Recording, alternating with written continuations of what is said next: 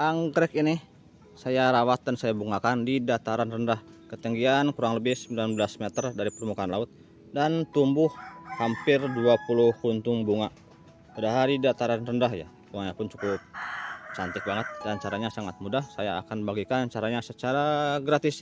Jadi jangan lupa dan jangan pelit ditekan tombol like-nya sekarang juga, tombol like and tombol subscribe-nya buat yang belum subscribe.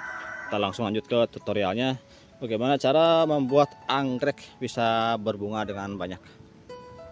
Assalamualaikum warahmatullahi wabarakatuh. Selamat berjumpa kembali di Kebun Tetangga Channel. Kali ini kita akan berbagi cara bagaimana membuat anggrek bisa berbunga banyak, terutama pada Phalaenopsis jika ditanam di dataran rendah. Kalau untuk dataran tinggi sudah pasti bisa banyak, cuman kalau di dataran rendah biasanya hanya 4-6 kuntum bunga yang mekar, rata-rata seperti itu. Tapi yang ini saya tanam dan saya bungakan di dataran rendah. Ini posisinya di Bekasi ya, atau lokasinya di Tambun Selatan, Bekasi, dan cuacanya cukup panas karena ini cukup rendah, sekitar 19 meter dari permukaan laut. Tapi bisa banyak bunganya seperti ini. Caranya mudah. Untuk anggrek Phalaenopsis, jika ingin anggrek yang berbunga banyak seperti ini, ada beberapa faktor yang cukup berpengaruh. Yang pertama adalah Anda tidak menekan tombol subscribe. Jadi tekan dulu tombol subscribe-nya sekarang juga. Yang pertama adalah faktor dari bibit. Untuk bibit anggrek yang sebesar ini, untuk yang sebanyak ini, itu biasanya bibitnya khusus dan itu cukup susah atau cukup sulit kita mendapatkannya. Ada juga yang bisa mudah didapat anggrek dari bibit yang biasa, cuman dari plant yang paling subur, yang paling lambat berbunga. Biasanya kalau dalam perkebunan anggrek, di antara 1000 anggrek ada beberapa yang lambat berbunga. Ketika yang lainnya berbunga, anggrek yang satu ini tidak mau berbunga. Dia tumbuh badan terus, tumbuh daun terus yang besar dan ukurannya lebih besar dari yang lainnya, lebih jumbo. Nah, yang seperti itu biasanya akan berbunga banyak untuk kedepannya.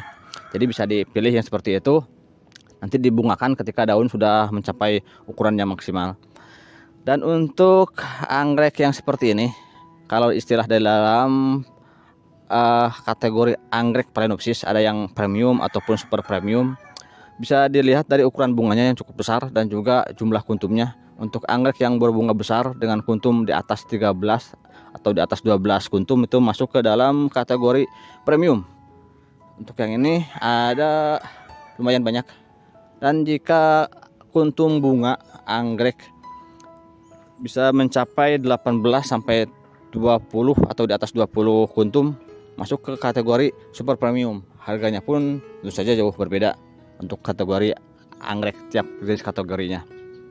Untuk yang ini ada berapa ya, kita hitung dulu. Yang ini kebetulan ke potek ini kena siput, harusnya ada di sini satu tangkai, satu kuntum, cuman digigit siput jadinya copot atu. Kita hitung dulu. 1 2 3 4 5 6 7 8 9 10 11 12 13 kuntum yang sudah mekar. 13 14 15 16 17 18 19. Ini yang masih kecil. Nah, yang ini 19 yang paling ujungnya, kuntum 19. Cuman masih berpeluang bertambah lagi. Kayaknya masih ada pertumbuhan. Jadi masih berpeluang tumbuh lagi kuntum baru, kuntum berikutnya. Cuman kemungkinan jika ketika kuntum yang paling ujung ini mekar, yang paling atas sudah mulai layu ya. Soalnya udah agak lama ini. Untuk anggrek yang berbunga seperti ini biasanya di dataran tinggi. Kalau untuk dataran rendah, biarpun kuntumnya banyak, biasanya mekar hanya 4 atau 6 kuntum. 6 kuntum mekar, kemudian layu paling atas. Jadi yang bawah baru mekar, yang paling atas sudah layu. Yang ini cukup banyak karena nutrisinya tercukupi. Yang penting nutrisi tercukupi, anggrek bisa bertahan cukup lama ya. Untuk kuntum seperti ini bisa bertahan 2-3 bulan. Jadi memungkinkan kuntum yang paling bawah mekar. Jadi kuntum yang bawah mekar, kuntum yang paling atas masih bisa bertahan. Jika nutrisinya kurang, biasanya hanya sebulan udah layu. Jadi kuntum yang paling bawah mekar, yang paling atas sudah layu. Jadi harus diimbangi juga dengan nutrisi yang bagus.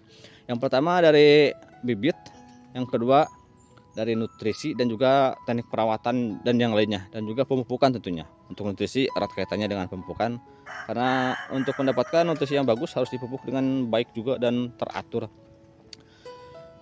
Dan juga media tanam ya, kita jika ditanam dalam sopot yang kecil seperti ini, tentu saja akan kurang bagus pertumbuhannya jika plannya sudah besar, karena plan sudah memenuhi pot, dia harus segera direpotting. Untuk yang ini kebetulan saya pakai pot yang cukup besar, jadi pergerakan akar sangat leluasa. Untuk plan yang ini bisa kita lihat potnya ukurannya gede banget.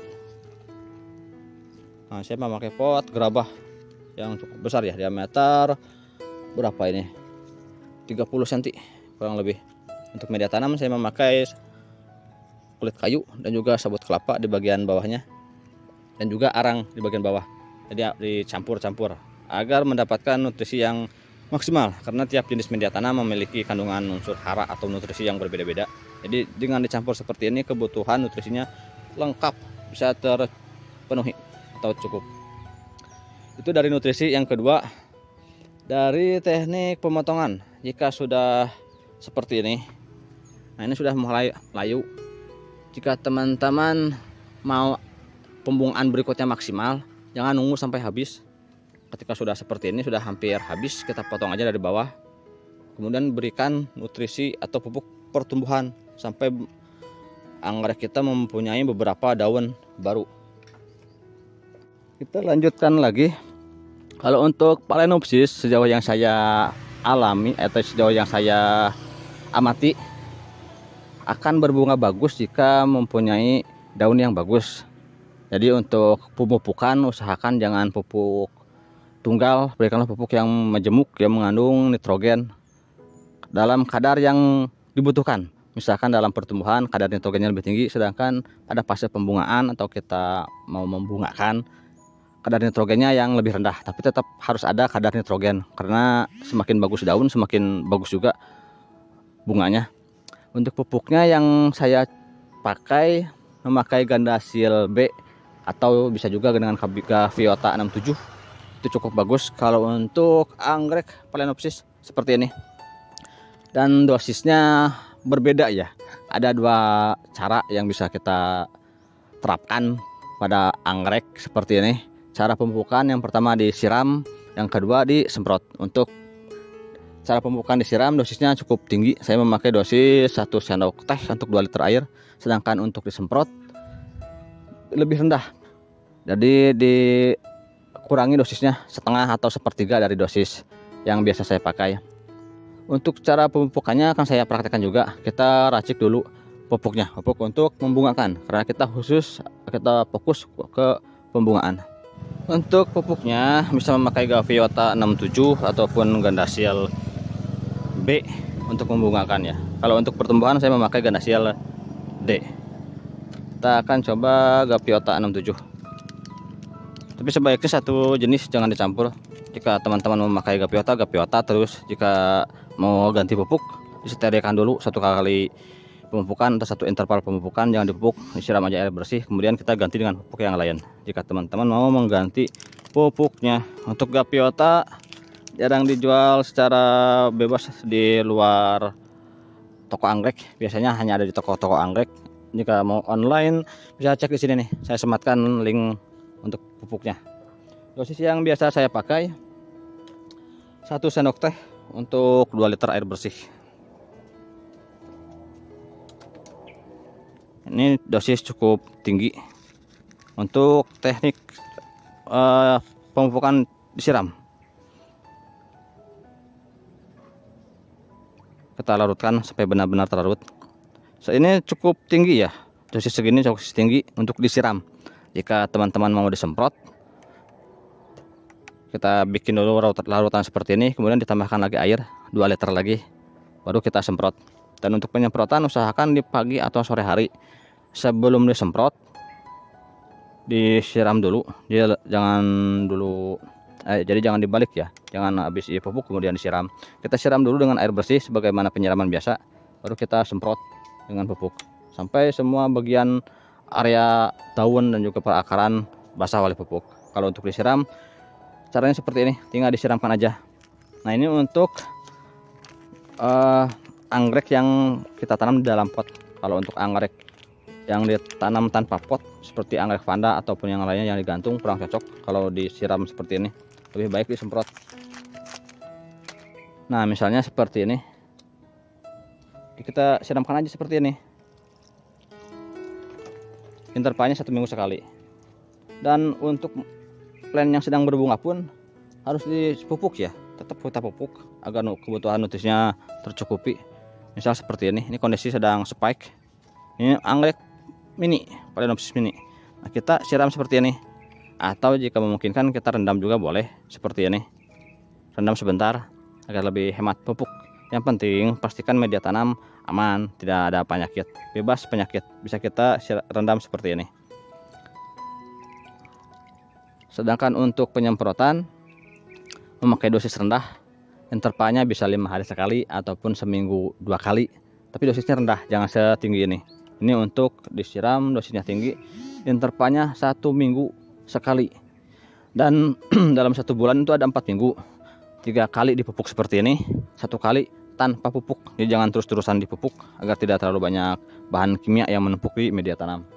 Dan juga disesuaikan dengan kondisi lingkungan. Misalnya untuk yang ini saya tanam fluorine, jika sering hujan terlalu banyak atau cukup intens curah hujannya, kita kurangin pemupukan atau kita kurangi interval pemupukan. Misalnya yang normalnya 1 minggu sekali, kita berikan pupuk 10 hari sekali, ataupun bisa juga kita kurangi dosisnya. Itu disesuaikan aja dengan kondisi lingkungan.